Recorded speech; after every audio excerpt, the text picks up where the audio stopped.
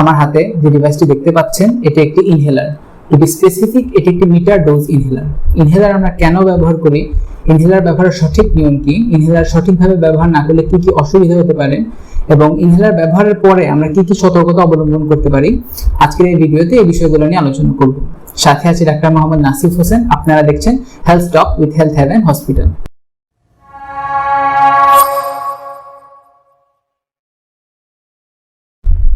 আমাদের শরীরে যখন কোনো সমস্যা হয়, ধরেন হাতে ব্যথা হচ্ছে, মনে হয় ওষুধটা হাতের ভিতরে সরাসরি দিয়ে দিতে পারলে আমাদের বেশি আরাম হতো। সেই ধারণা থেকেই 1778 সালে একজন ইংলিশ ডক্টর জন মাচ উনি সর্বপ্রথম একটি ডিভাইস আবিষ্কার করলেন। আশা রাখছি স্ক্রিনে আপনারা দেখতে পাচ্ছেন। এই ডিভাইসটির মাধ্যমে তিনি ওষুধ সরাসরি ফুসফুসে দেওয়ার একটি ব্যবস্থা করলেন। ডোজ যাতে স্পেসিফিক ভাবে দেওয়া যায় এবং আকারটা যাতে ছোট হয়ে আসে, মানুষের ব্যবহার যাতে আরো সুবিধা হয়, এজন্য আস্তে আস্তে এটা পরিবর্তিত রূপ এই ডিভাইসটি। এটি এই রকম ডিভাইস 1955 সালে রাইকার ল্যাবরেটরিজ, যেটি 3M হেলথ কেয়ার নামে পরিচিত বর্তমানে, ওরা এই ডিভাইসটি প্রথমে নিয়ে আসে। ইনহেলার সাধারণত কিছু শ্বাসকষ্টজনিত রোগ, সিওপিডি, অ্যাজমা, এই সকল রোগে ব্যবহার করা হয়। এই সকল রোগে আমাদের শ্বাসনালী সংকুচিত হয়ে যায়, সেটা প্রসারণের জন্য ইনহেলারটা ব্যবহার করা হয়।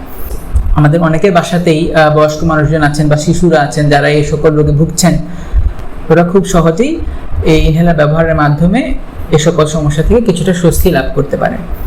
ইনহেলার সঠিকভাবে ব্যবহার না করার কারণে যেটা হয় যে এই ইনহেলার যে ওষুধটা, এটা কিন্তু আসলে আমাদের শ্বাসনালীর ভিতরে সরাসরি প্রবেশ করে আমাদের ফুসফুসে গিয়ে ওখানে একটা স্পেসিফিক রিসেপ্টরের উপর কাজ করে থাকে।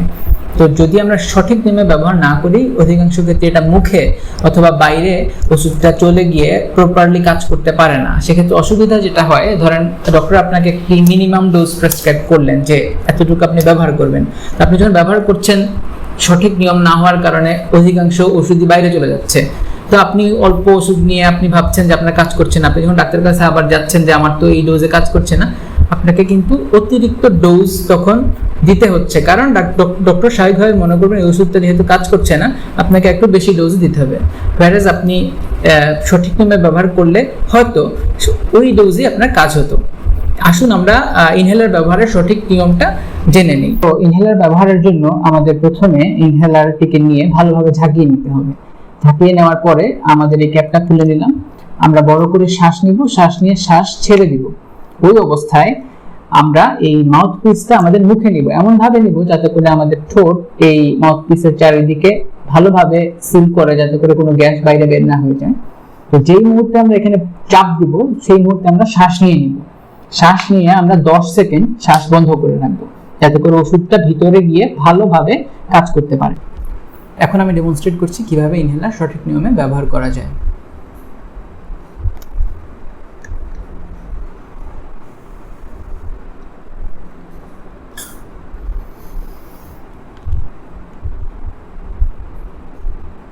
এভাবে 10 সেকেন্ড শ্বাস আমরা বন্ধ করে রাখবো।